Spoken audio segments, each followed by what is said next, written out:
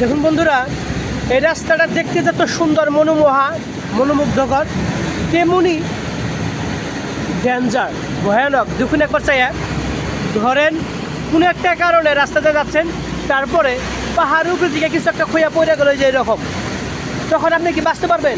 একবার চাই থেকে দেখেন কত বড় বড় হিল এগুলো, তখন আপনি কি বাঁচতে পারবেন?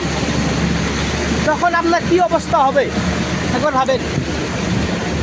তাই বলছি যে কতটা ভয়ানক হতে পারে এই রাস্তাগুলো। দেখেন,